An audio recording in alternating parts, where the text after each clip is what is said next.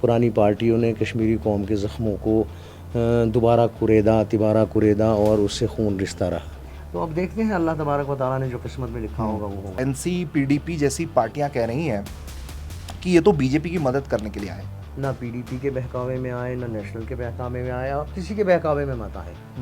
जेलों में बंद हैं उनकी रिहाई हो, जिनके ऊपर छोटे मोटे केस लगे हुए हैं उनकी रिहाई हो। बीच में एक वेब सीरीज आई, उस पर खूब हंगामा हुआ। कौन सी? वो जो हाईजैक वाली आई थी, IC 184 कंधार हाईजैक। हाँ हाँ हाँ हाँ। 30 साल कश्मीरियों को चुनाव से दूर रखा। आपने यही कहा कि कश्मीर में चुनाव लड़ना हराम है। नमस्कार। जम्मू कश्मीर चुनाव का आगाज हो चुका है और यहाँ के आवाम को अब 10 साल बाद वोट डालने का मौका मिलेगा। वो लोग जो राजनीतिक इच्छा शक्ति रखते हैं, उन्हें लगता है कि जो चुनाव लड़ना चाहिए उन्हें, वो भी 10 साल बाद आखिर मैदान में हैं। मेरे साथ तस्वीर में जो दूसरे शख्स आपको दिखाई दे रहे हैं, सबसे पहला परिचय इनका यह है कि ये फारूक खान है और समाजवादी पार्टी से इन्हें कश्मीर के हबा कदल विधानसभा से टिकट मिला हुआ है चुनाव लड़ने के लिए, जो श्रीनगर का डाउनटाउन का इलाका है। फारूक खान का एक परिचय तो ये है आज के दौर में, लेकिन एक बड़ा परिचय फारूक खान का ये है कि ये अपनी बिल्कुल शुरुआती दौर में, जब बचपना सर पर था और जवानी छू रही थी, तब उन्होंने एक ऐसा रास्ता अपनाया जिसको लेकर वो आज भी पछताते हैं। वो रास्ता था दहशतगर्दी का। उन्होंने कश्मीर की लड़ाई के लिए बंदूक उठाने का फैसला किया, पाकिस्तान गए, ट्रेनिंग लिया, वापस आए कश्मीर के अंदर कुछ वक्त दहशतगर्दी में बिताया। लेकिन जब इन्हें यह आभास हुआ कि AK-47 जो ये पाकिस्तान से लेकर आए थे, वो भी शांति लेकर नहीं आ रही है, जिस शांति की तलाश में या जिस हक की तलाश में वो ट्रेनिंग लेने पाकिस्तान तक चले गए थे, तो उसके बाद पश्चाताप करते हुए इन्होंने 11 साल इस देश की जेल में बिताए और फिर एक आम शहरी की तरह जीवन जीने लगे। और अब फारूक खान चुनाव लड़ रहे हैं जम्मू कश्मीर के हबा कदल विधानसभा सीट से। फारूक खान साहब, क्या सोच आई कि आप विधानसभा का चुनाव लड़ने को सामने आए? देखिए, सबसे पहले तो मैं आपका शुक्रिया अदा करूंगा और मैं आपसे कहना चाहूँगा कि कश्मीरी कौम को अब नए लोगों की ज़रूरत है, क्योंकि पुराने चेहरों ने, पुरानी पार्टियों ने कश्मीरी कौम के ज़ख्मों को दोबारा कुरेदा तिबारा कुरेदा और उससे खून रिश्ता रहा। अब हम यहाँ पर आए हैं कि हम कश्मीरी कौम के ज़ख्मों के ऊपर मरहम लगाएं, ताकि उन ज़ख्मों से खून रिसना बंद हो जाए और जो कश्मीरी कौम 70 साल से दो चक्की के बाटों के बीच में पिस रही थी, वो उन बाटों से बाहर निकलकर अमन और खुशहाली की तरफ जाए। अच्छा, तो फारूक साहब ये बताइए, पार्टियां तो कहीं थी, तो ये कैसे आपने मांगा समाजवादी पार्टी से टिकट, या वहाँ के लोग आपसे संपर्क में थे जो जम्मू कश्मीर में समाजवादी पार्टी चलाते हैं? देखिए, आपकी वसातत से मैं एक बात कहना चाहूँगा कि मैं समाजवादी के राष्ट्रीय अध्यक्ष माननीय अखिलेश जी का बहुत शुक्रगुजार हूँ, जिन्होंने मुझे इस काबिल समझा और मुझे अपनी पार्टी से टिकट दिया। मेरा पास्ट देखकर मैं उनका शुक्रिया अदा करता हूँ और मैं चाहता हूँ कश्मीरी कौम उनको कबूल करे, इज़्ज़त के साथ कबूल करे समाजवादी पार्टी को, अखिलेश यादव जी को।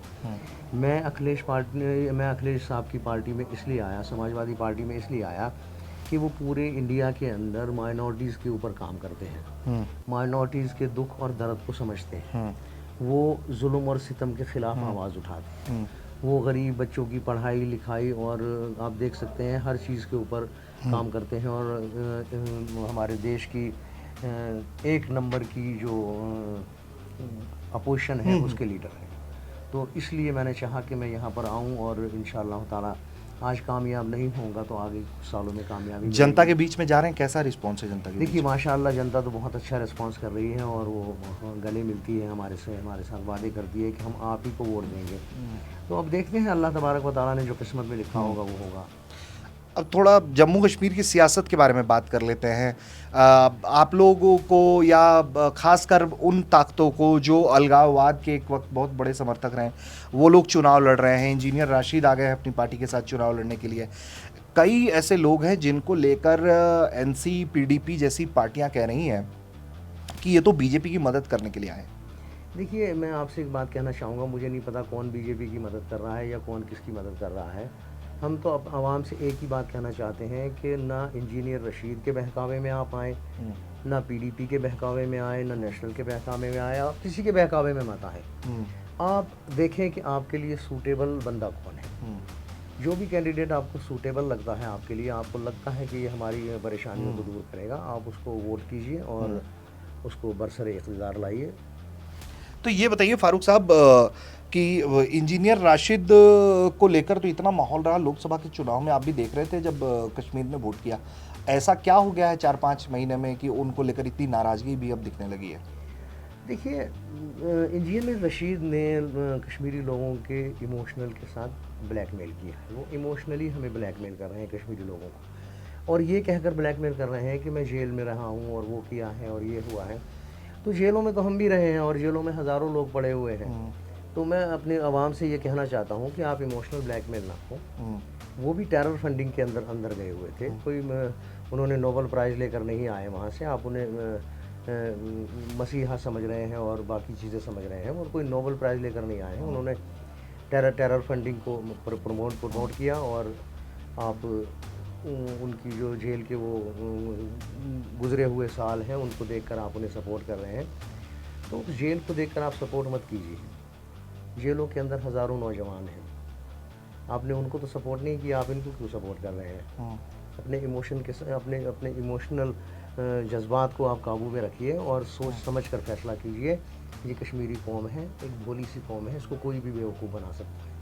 तो बेवकूफ़ बनने की ज़रूरत नहीं है, आप सोच समझ कर फैसला लीजिए। अच्छा फारूक साहब, ये बताइए बहुत ईमानदारी से कि आपकी विधानसभा का क्या स्थिति है, क्या रिपोर्ट है आपके पास? देखिए, हमारी विधानसभा के अंदर 2 लोगों का मुकाबला है। एक मेरा और एक हमारी जो नेशनल कॉन्फ्रेंस की मोतबर सिस्टर है हमारी, अच्छा। उनका और मेरा मुकाबला है, शमीमा फिरोज। अच्छा, अब देखते हैं क्या होता है। क्या परिस्थिति है, क्या मतलब कैसी डेमोग्राफी है आपके विधानसभा के अंदर? किस तरह के लोग ज़्यादा हैं?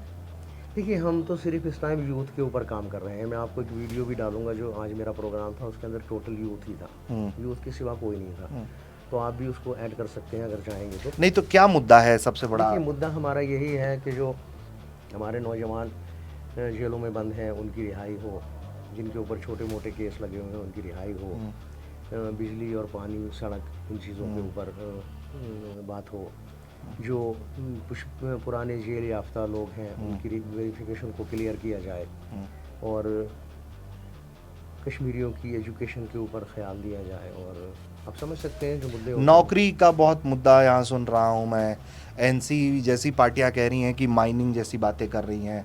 अच्छा, एक बड़ा मसला, चूंकि आपके साथ वो जुड़ा हुआ है, आपका पुराना इतिहास है, और एक अच्छी बात ये भी है, मैं अपने दर्शकों को बताऊं कि फारूक खान ने जो अपनी जवानी के दौर में किया, उसको लेकर उनके अंदर पछतावा है, लेकिन उससे वो कभी पीछा नहीं छुड़ाते हैं। वो कभी, उन्होंने मुझसे भी कैमरे पे नहीं कहा कि, कैमरे के लिए नहीं कहा कि देखो ये सब बात मत करना, चुनाव लड़ रहा हूँ मैं, जो है सो है। तो अब आपसे बेहतर कौन बताएगा? एनसी जैसी पार्टी कहती है कि पाकिस्तान से बातचीत होनी चाहिए, पाकिस्तान से ट्रेड होना चाहिए। कैसे देखते हैं ऐसे मुद्दों को? देखिए, पाकिस्तान से किस मुद्दे पर बात होनी चाहिए, उनसे पहले तो ये सवाल पूछिए आप, किस मुद्दे पर बात होनी चाहिए। अगर मसला कश्मीर को लेकर बात होनी चाहिए तो बिल्कुल होनी चाहिए, और इस कश्मीर पर बात नहीं होनी चाहिए, पीओजे के पर बात होनी चाहिए, क्योंकि पीओजे के हमारा हिस्सा है। समझ सकते हैं, पीओजे के हमारा हिस्सा है, बिल्कुल बात करें हम। लेकिन सिर्फ उस हिस्से पे बात करें जो पाकिस्तान के। हाँ, उस हिस्से पर बात कीजिए, वो हमारा हिस्सा है। गिलगित बाल्टिस्तान पे बात कीजिए, पीओजे के पे बात कीजिए, वो हमारा हिस्सा है। ये तो हमारा है ही है, इसके ऊपर क्या बात करेंगे आप वो हिस्सा हमें ला कर दीजिए, हम आपके साथ खड़े हो जाएंगे। अच्छा, और वो व्यापार की जो बात कही जाती है कि व्यापार भी करना चाहिए, क्या बोलते हैं उस पर? बिल्कुल व्यापार करना चाहिए। देखिए, आप किसी ने कहा था, मैं नाम नहीं लूँगा, किसी ने कहा था आप दोस्त बदल सकते हैं, पड़ोसी नहीं। आप रिश्तेदार बदल सकते हैं, आप पड़ोसी नहीं बदल सकते। तो पड़ोस में है हमारे, अगर ये 2 मुल्क अमन और शांति की तरफ आते हैं तो मुझे लगता है कि हम दुनिया की एक अजीम ताकत बनकर उभरेंगे, और अमेरिका जैसा सुपर पावर ही हमसे डरेगा। अच्छा फारूक साहब, ये बताइए, जो आजकल आप भी सुन रहे होंगे, खबरें तो पढ़ते ही होंगे, आप भी सुनते होंगे कि इतनी घटनाएं हो रही हैं जम्मू के रीजन में, को इस बार बहुत ज़्यादा टारगेट किया हुआ है। क्या लग रहा है, ये क्या ख्याल है इस बार की कश्मीर में वो फेल होते जा रहे थे इसलिए उन्होंने जम्मू को चुना, या क्यों चुना है जम्मू को? देखिए, इसको कहते हैं बौखलाहट। इसको कहते हैं बौखलाहट। ये हमारे पड़ोसी के अंदर एक बौखलाहट है। आप देख सकते हैं कि इस टाइम पुरअमन चुनाव हो रहे हैं और कश्मीरी बढ़ चढ़ कर चुनाव में हिस्सा ले रहे हैं, तो उनके अंदर बौखलाहट आई है और उन्होंने अब हमारी सिक्योरिटी फोर्सेस को टारगेट करना शुरू किया है। तो हमें घबराने की ज़रूरत नहीं है। हमारी एजेंसियां, हमारी सिक्योरिटी फोर्सेस बहुत मुनज़्ज़म और ताकतवर हैं, वो उनको कुचल रखेंगे। अच्छा, और आप लोगों को भी सुरक्षा मिला हुआ है आप लोगों की प्रशासन की तरफ से क्या? जी जी जी जी, बिल्कुल सुरक्षा दी हुई है प्रशासन ने हमें। हम प्रशासन के शुक्रगुजार हैं कि उन्होंने हमें एस्कॉर्ट प्रोवाइड किया है, हमें अकोमोडेशन प्रोवाइड की है, हमें PSOs प्रोवाइड किए हैं। तो अब देखते हैं क्या होता है, मुकद्दर में जो लिखा होगा वही होगा। आपके इनके विधानसभा में 25 सितंबर को वोटिंग होनी है। श्रीनगर डाउनटाउन का इलाका है। कुछ और सवाल है मेरे पास फारूक साहब, लेकिन मैं चाहता हूं कि थोड़ा हम आपके उस दौर की भी बात कर लें। तो फारूक खान को लगता है पुरानी चीज़ों को याद करके कि क्या कर दिया यार, नहीं करना चाहिए था? देखिए, हमारे लम्हों ने ख़ता की है, हमारी सदियों को सज़ा मिल रही है। हाँ। रही बात हमारी गलतियों की, तो गलतियां तो हुई हमसे। अब उन गलतियों का अजाला हम करना चाहते हैं। हम चाहते हैं कि हम इस देश के लिए कुछ ऐसा करके जाएं कि आने वाली नस्लें हमें याद रखें। और हम इतिहास एक दफ़ा दोहराया जाए कि एक फ़ारूक खान था जिसने बंदूक उठाई थी अपने देश के ख़िलाफ़, लेकिन जब उसे एहसास हुआ तो उसने अपने देश को आगे बढ़ाने के लिए जी जान लगा दिया। और मैं चाहता हूँ कि मरने के बाद भी लोग मुझे याद करें, कुछ ऐसा करके जाऊँ मैं यहाँ से कि मेरा वतन और मेरी सरजमीन जो है इसको फ़ख्र हो मेरे कारनामों का। घर के लोगों का क्या ख्याल है अब जब चुनाव में आ गए हैं? डर लग रहा है उन्हें, घबराए हुए हैं वो लोग, क्या कर रहे हो? नहीं नहीं नहीं, ये तो आप भूल जाइए, डरने की बात तो आप भूल जाइए। अच्छा। डर की तो कोई बात ही नहीं है भाई। देखिए, मौत इंसान को आज भी आएगी, कल भी आएगी। मौत से नहीं डरना चाहिए। जिसके लिए जैसी मौत अल्लाह ने लिखी होगी वैसी आएगी। और मैं कोई गुनाह तो कर नहीं रहा हूँ, मैं तो अपने देश के लिए काम कर रहा हूँ, अपने वतन के लिए काम कर रहा हूँ। तो मुझे डर किस चीज़ का है? कोई डर नहीं है। इलेक्शन लड़ रहा हूँ, अगर जीत के आता हूँ तो असेंबली में खड़े होकर भारत माता की जय के नारे लगेंगे और कश्मीरियों के ज़ख्मों पर मरहम लगाया जाएगा। अच्छा, तो फारूक साहब ये बताइए, जो बार बार वो बात कही जा रही है नया कश्मीर और पुराना कश्मीर 370, फारूक खान के क्या ख्याल हैं इस पर? बिल्कुल, 370 आपने हमारा तोड़ा है। ठीक है, तोड़ दिया आपने, ठीक है, वापस नहीं आएगा, ये भी हमें पता है। आप इस 370 तो ये जो NC कह रही है कि गलत बोल रहे हैं। वो 370 कोई नहीं ला सकता वापस। उसके लिए आपको 400 सीटें जीत कर, 400 प्लस सीटें जीत कर आना पड़ेगा, तब आप 370 को शायद वापस ला सके। 400 से पार तो कोई जा ही नहीं सकता। आप समझ रहे हैं ना? बीजेपी 400 पार गई थी, पार किया हुआ था जब 370 तोड़ा था। आज 400 से नीचे है। नहीं, वो तो 300 कुछ सीटें थी उस जी हाँ, वक्त जी हाँ, उनके वो पास। एनडीए की मिला के थी ना, तो अपोजिशन में कोई नहीं था, इस वजह से टूट गया। अब आप इतनी सीटें तो ला नहीं सकते कि आप 370 वापस लाएं। आप झूठ बोल रहे हैं, कौम को धोखा दे रहे हैं दोबारा। हम अपनी तरफ से अपने माननीय प्रधानमंत्री और गृह मंत्री से कहना चाहते हैं कि ठीक है, आपने 370 तोड़ दिए हैं, आप 371 हमें दे दें। अच्छा, क्या है उसमें? 371 जो आपने गुजरात के अंदर लागू किया हुआ है, बाकी स्टेटों में लागू किया हुआ है, वही 371 आप हमें दे दें। हम खुश हैं उसके अंदर, और हमारा जो स्टेटहुड है वो भी आप हमें वापस कर दें। स्टेटहुड मिल जाना चाहिए, इसको लेकर भी स्टेटहुड मिल जाएगा, मिल जाना चाहिए। हम उसके लिए आगे बात करेंगे, आगे इलेक्शनों के बाद हम उसके ऊपर बात करेंगे गवर्नमेंट से कि आप हमें स्टेटहुड वापस दीजिए। उसके बाद 370 आपने तोड़ दिया है, बहुत अच्छा किया। हम आपसे कोई गिला शिकवा नहीं करते।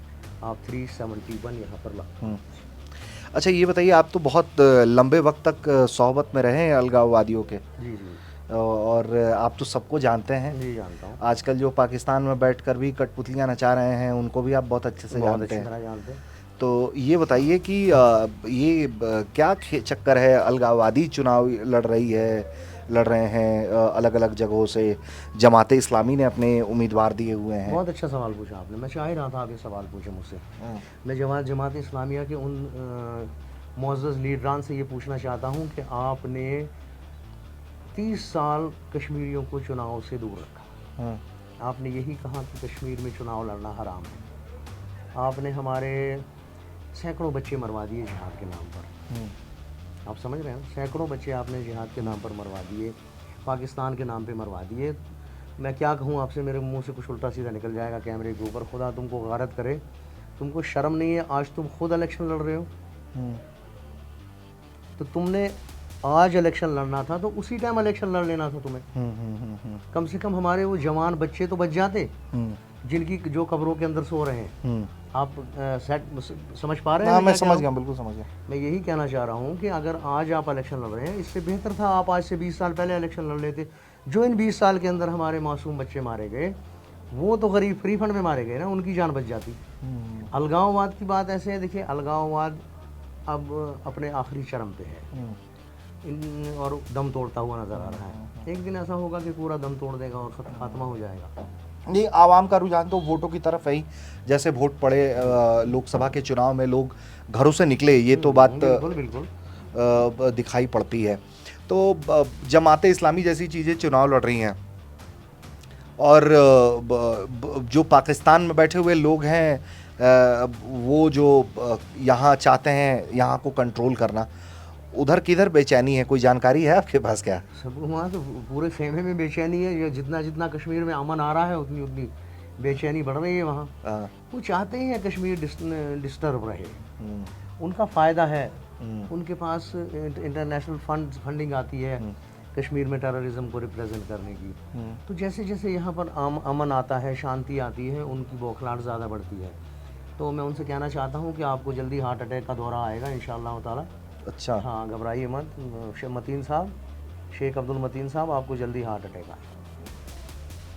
सलीम हारून जी, आपको भी हार्ट अटैक का दौरा आएगा। सलाउद्दीन साहब, आपको भी हार्ट अटैक का दौरा बहुत जल्द आएगा इंशाअल्लाह, क्योंकि कश्मीर अब अमन और तरक्की की तरफ गामजन है।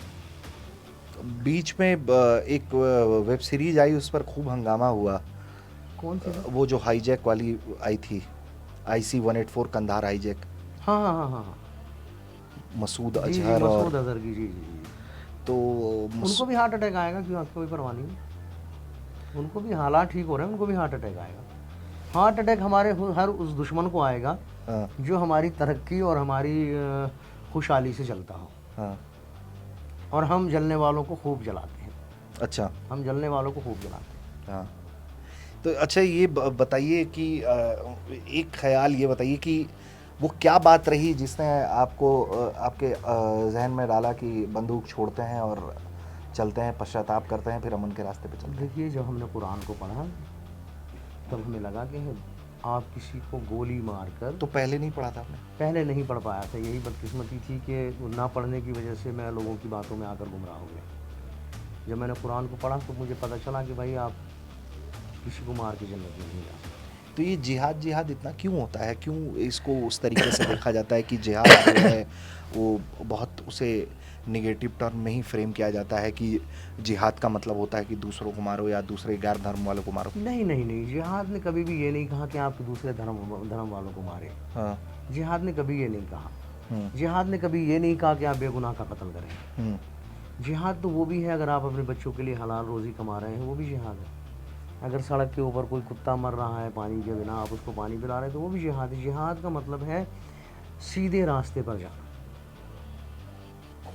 जिहाद का मतलब मारना कूटना नहीं है। अच्छा, जिहाद का मतलब है सीधे रास्ते पर जाना, अपनी नफ्स के साथ लड़ाई करना। अगर ये आपसे कह रही है कि आप शराब पी लो, आप उसको रोक लेते हो, तो ये भी जिहाद है। अगर आपको नफ्स आपकी कह रही है, नफ्स समझते हैं ना आप, जो अंदर आत्मा बैठी, ये आत्मा अगर आपको बोल रही है कि शराब पीते हैं, आपने उसको रोक लेते हैं, तो आप जिहाद कर रहे हैं। अच्छा, जिहाद इसको कहते हैं। जिहाद किसी को कत्ल करने का नाम नहीं है। ठीक है फारूक साहब, तो अब फिर वापस आते हैं, चूँकि अब आप लगातार कैंपेन भी कर रहे हैं, तमाम चीज़ें हैं, दूसरे राज्यों का चुनाव से बिल्कुल अलग है। बिल्कुल अलग है। जम्मू कश्मीर का चुनाव बिल्कुल अलग है, टोटल अलग है। वहाँ की राजनीति अलग है, यहाँ की राजनीति अलग है। यहाँ आप राजनीति में सेफ नहीं हैं, और जगहों पर आप सेफ हैं। यहाँ पर आपको फूक फूक कर कदम रखना पड़ेगा अपनी कौम को बचाने के लिए। बहुत सोच समझ कर चलना पड़ेगा, क्योंकि हमारा दुश्मन चालें चलता है। अच्छा, लेकिन अपनी चालों में कामयाब नहीं होता। हाँ, लेकिन कोशिश करता है चाल चलने की। आज भी आपने देखा होगा इनकाउंटर चल रहा था, वहाँ हाँ, पर हाँ। कैजुअलिटीज़ हुई है, तो उखाड़ के फेंक दिया जाएगा। इन चीज़ों को डरने की ज़रूरत। तो और चुनाव को लेकर बस क्या आप अपनी जनता से आप जा रहे हो, क्या आप उनसे वादा कर रहे हो वोट मांगने के टाइम? देखिए मेरा जो चुनाव निशान है वो ड्रिल मशीन है। तो आप लोग ड्रिल मशीन को वोट कीजिए और मोहम्मद फारूक खान को वोट कीजिए। इंशाल्लाह आने वाले टाइम के अंदर हम आपके दुख में सुख में हमेशा साथ खड़े मिलेंगे। आपकी छोटी से छोटी परेशानी को हम हल करने की कोशिश करेंगे। हम आपसे ये वादा नहीं करेंगे कि हम आपको बिजली मुफ्त देंगे, समझ रहे ना। हम आपको इस काबिल बना देंगे कि आप बिजली का बिल भर सकें। अच्छा। हम आपको कारोबार प्रोवाइड कराएंगे। हम आपको नौकरियों की बात नहीं करता। अगर हम चाहेंगे तो हम कोई इंडस्ट्रीज़ 2-4 इंडस्ट्रीज़ लगा देंगे, लाखों लोग हमारे वहाँ एडजस्ट हो जाएंगे। तो हम कश्मीरी कौम को फलाह व बहबूद की तरफ ले जा रहे हैं और अपने मुल्क हिंदुस्तान को तो ये मुझे, चूंकि अब मैं बात ख़त्म कर रहा था लेकिन आपने फिर वो बात ऐसी बोल दी कि फिर वो, तो मुफ्त के खिलाफ क्यों हैं फारूक खान? देखिए, मुफ्तखोरी अच्छी बात नहीं है। मुफ्तखोरी इंसान के खून में बेगैरती को जन्म देती है। बेगैरत इंसान नहीं बनना चाहिए। हम इतना आपको ताकतवर बना देंगे, अपनी कॉन्स्टिट्यूंसी को हम इतना ताकतवर बना देंगे। अच्छा। ऐसा कारोबार हम करा के उनको दे देंगे कि वो अपनी बिजली की बिल आराम से भरेगा।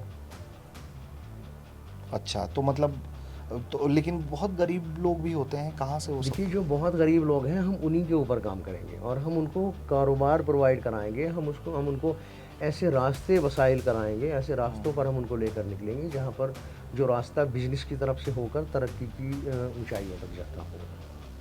ठीक है, तो बहुत सारी शुभकामनाएं आपको फारूक खान। आप चुनाव लड़ रहे हैं। हम चाहेंगे कि जो भी लोग जम्मू कश्मीर के आवाम ये जो वीडियो देख रही है वो सामने घरों से निकले। अपने आपके यहाँ जिस तारीख को भी मतदान है, 18 तारीख को, 25 को या 1 अक्टूबर को, तो ज़रूर अपने घरों से निकलें, वोट डालें। और इंतज़ार है फिर 8 अक्टूबर के नतीजों का। देखते हैं जनता फारूक खान के हक़ में क्या फ़ैसला लिखती है।